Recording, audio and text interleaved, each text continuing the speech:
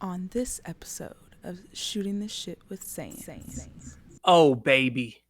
Oh, baby. I am who I am. My name is my name.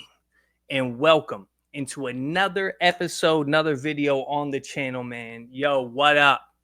How we doing today? For the full podcast listeners, what is up? Game 2 reactions coming up for you. So, we're tapping in for the YouTube community. I'm getting right into it. Yeah, man. This is a wonderful series. Okay.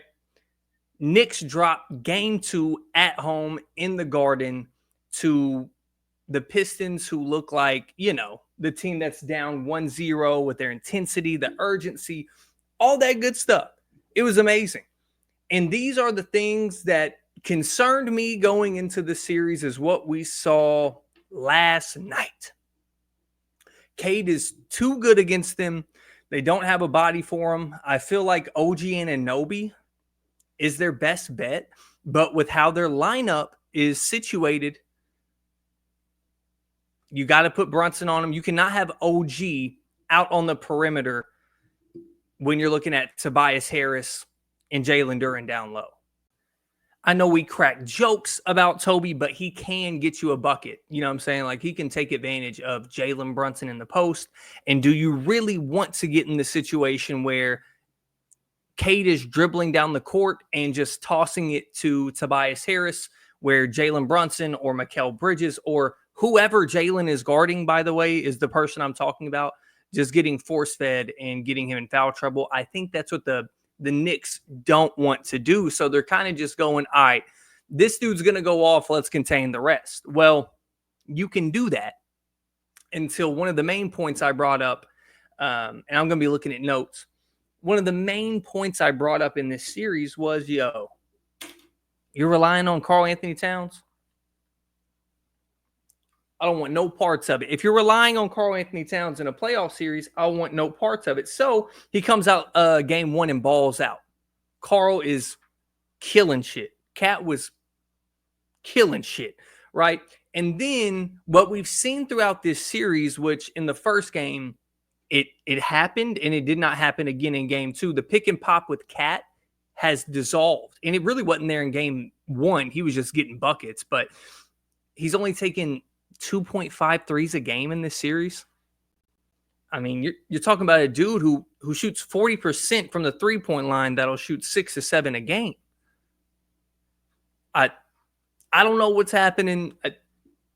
It's Cat, like I said, and I still had the Knicks winning this series, because I think when it comes down to that game 5, that game 6, and possibly game 7, those late game scenarios where, yes, I've hammered on this podcast, you got to have the best shot maker on the floor, and he's got to make the shots, obviously. But when it comes down to somebody like Cade, he can do all those things. I just don't trust the other guys with the Asor Thompson getting fouled out, even though I thought a couple of those fouls were absolute dog shit, mostly considering how physical they've kind of let people play in the playoffs. I mean, the over-under on the Celtics game is 196 in 2025. Okay? That's what we're looking at here. And they're calling these bullshit fouls. But what I was bringing up with Asor Thompson fouling out is that youth and stupid mistakes. Young people do stupid shit. That's why when you're watching my podcast and I'm talking like this, and then I go, and then I come back like this, the drug use of younger self, right? Whatever those were, okay? I didn't do, you know what? I'm starting to get judgy while I have an alfalfa. I'm starting to get judgy of druggies, okay? My whole family, right? Not the litany of them, but I mean, most of the extended family of mine, crackheads, right? I'm judging the drugs you use. I'm not judging the addiction. Why are you doing meth? I ruined my life smoking weed. You see me here? This dude's got LED beams. This guy's got a Dwayne Wade. He has money Look at his wall. It has shit on it. No. This isn't a chain. This is a necklace. You know, this is a necklace. This isn't a chain. I got a hot, super hot girlfriend, but other than that, I'm not doing anything. All right. Is it time to get back to basketball? I don't even know. Oh, my memory. That young people do stupid shit. And you see, usually I can't get it back. Right there, I can't come back and get it. Right? I'm usually stop the recording, go look at what I said, come back and finish. But I remember this time. Young people do stupid shit. So when Asar Thompson, Asar, I don't know how to say his name, shit on me in the comments, when he takes that foul with 2 minutes left, not in game 2, in game 5, when he makes the dumb play, when they foul with 36 seconds left and it's a one possession game, those type of things, the execution late in games where I could actually see that coming from the Tobias Harris side when it comes down to like game 3, game 4, game 5, like these later where he knows these are turning points in the series. These odd number games are really pivotal. Game 3, if you're the underdog, the lower seed, right? You feel great because you got a chance to go up 2-1. That's why a lot of the pressure is on the Knicks coming into game 3, in my opinion, mostly on Cat. And I think they're going to try to get him involved early because they're going to see what we saw, right? Oh, what I was saying with the late game, see? Y'all see? With the late game stuff, that is just youthfulness. And then there's going to be like what I meant by Tobias is the takeover gene that Marcus Smart had. I always reference Marcus Smart with this because it's the best example of like a lower tier player, not in the league. He is a defensive player of the year, bullshit decision, but we'll give it to him. A lower tier player in the league go in takeover mode. And it's worse when it's like that, and it's the Russell Westbrook effect. Right? It's worse when it's a player that should know better and doesn't, and they get hammered worse than the young guy. Paul, they get killed for that. So I'm just looking at that shit like, Asar Thompson takes a crazy shot with 1:30 left. They're down by 5, right? Those are the things I'm cooking up in my head. But to get to the things that actually happened with Cat and all that, I think they're going to hammer Cat in the post. They're going to have to expose this Tobias Harris matchup because Cat, I'm telling you right fucking now, you played like such a soft bitch, right? In game 2, I'm back to my old days. I don't care. I'm done taking advice from people. I'm calling players pussy. I might call a grown man a bitch. I'm 30.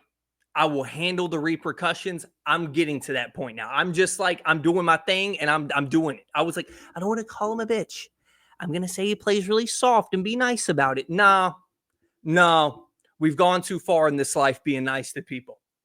And what I tell you, got me a weed addiction. That's real, by the way, in an apartment, right? I have an apartment. I have a roof. My dad didn't pay for it now. Okay.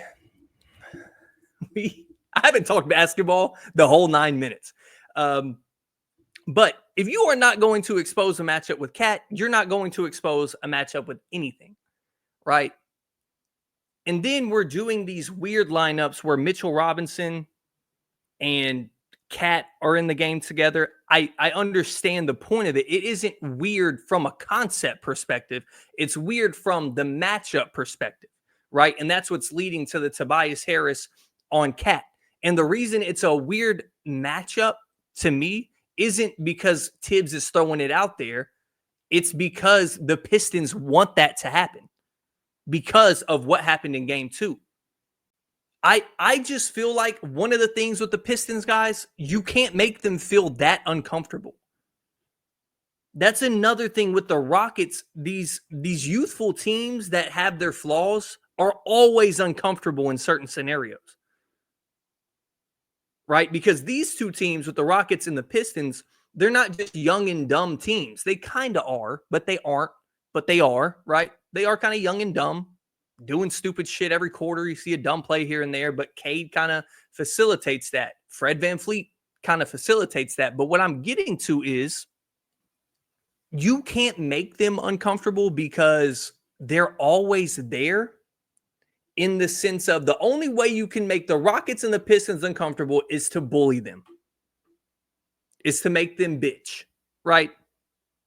Like, not make them cry, like bitching, make them bitch, turn bitch, right?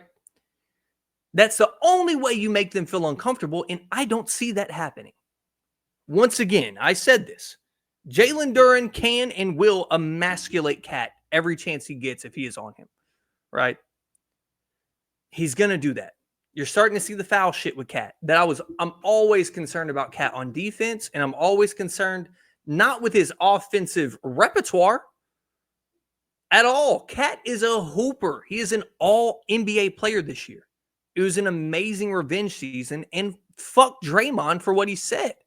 That does not mean he is out of the way of criticism of this shit that I spoke on, right? 15 of 54 the first 3 games of the Mavs series last year.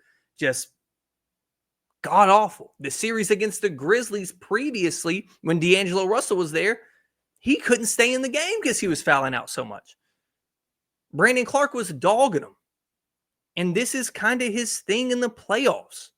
He doesn't get those calls to make him comfortable early and get his shot going when he's going to the basket and throwing up bullshit most of the time, because Cat can drive, right? It's like he has the skill to get past the guy and get to the cup. It does not look natural to me still.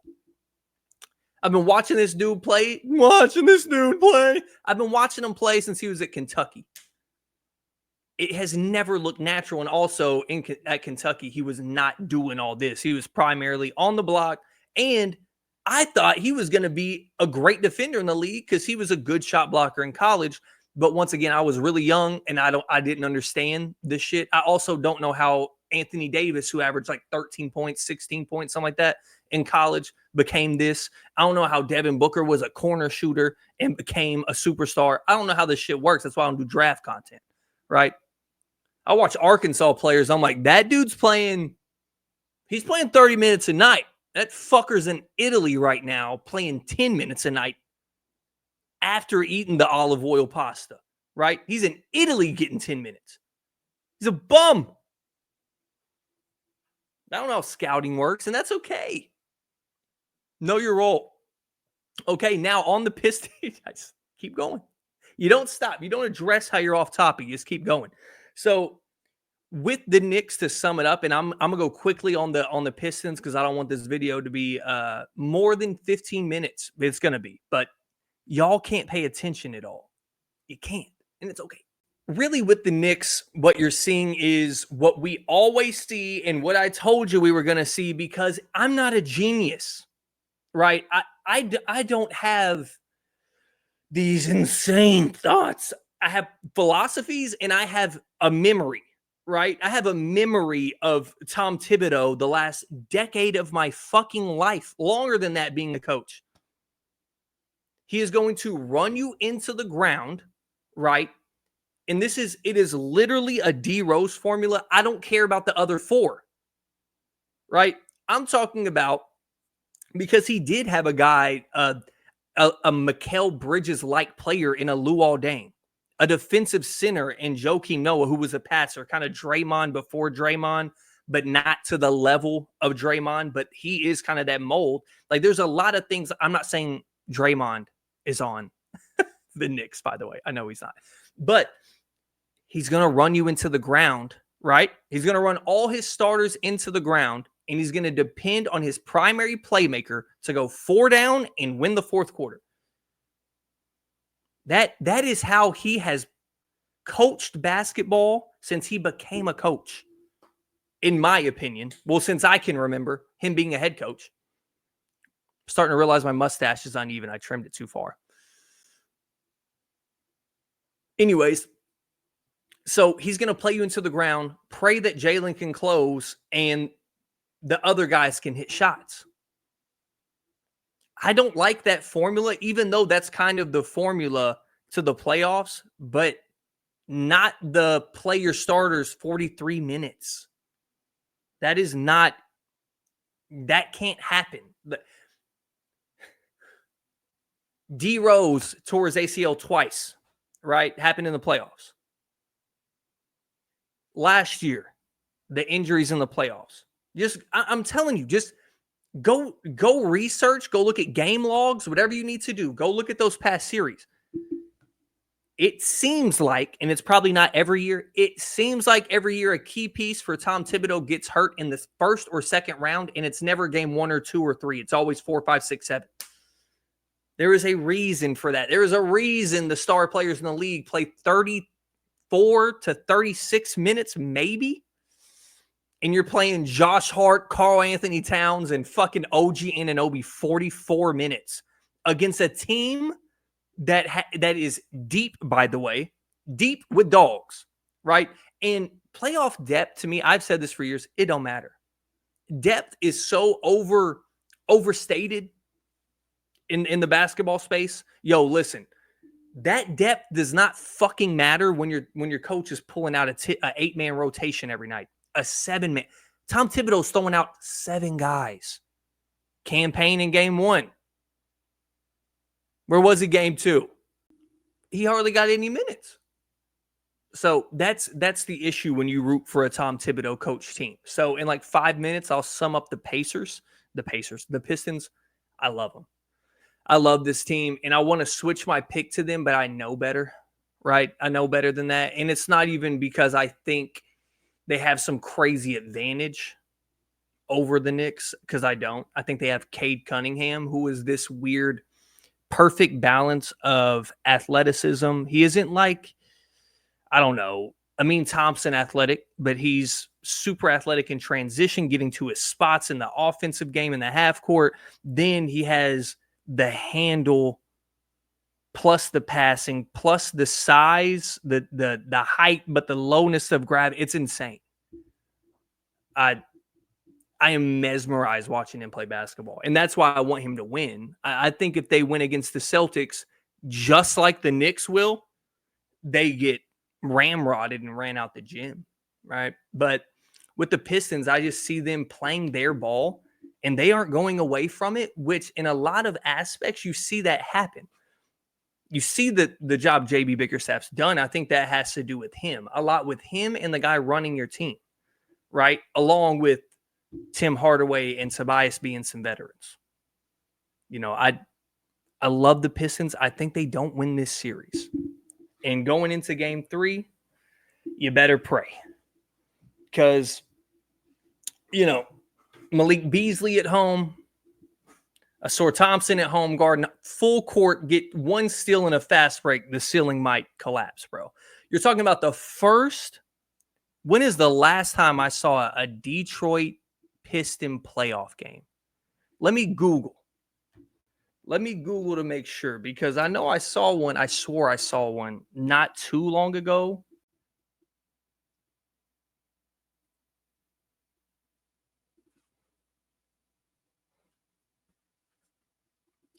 Okay, so it was the year that I thought. It was the Blake Griffin year. Dude, go look up Blake Griffin's season stats for that year. Incredible. 41-41 got the 8 seed in 2018. That was 7 years ago. All right. I was 1 year into legally drinking. All right. That's how old I am. So that's just what I see with the Pistons. Young group. And I think they are all wild cards outside of Cade. Like, even other than Jalen Duren, I think he is 18-11 every night, basically 17-10, whatever you want to call it. He's that type of guy, kind of a lower offensive ceiling Bam Adebayo, and they play different styles. I'm just talking about statistically speaking. And with the Pistons, they are just so much more, you know, athletic from their main spots. I don't mean in the sense of they're more athletic than the Knicks roster overall, right? But at the certain matchups that they needed with Amin, with Cade, with all those type of guys, those younger guards, really, they're kind of cooking. They're kind of cooking the other guys in front of them. So that's really the summary for me. I think this, once again, this is a series I knew would be tough. I feel like people were kind of putting the Pistons to the side, like they were just some happy to be here team. Detroit ain't built like that, and this team really does resemble Detroit, and I just love it. So this is a tough series. Pick the team with the most talent because it was a pick me, just like the Clipper series, which we are getting into next.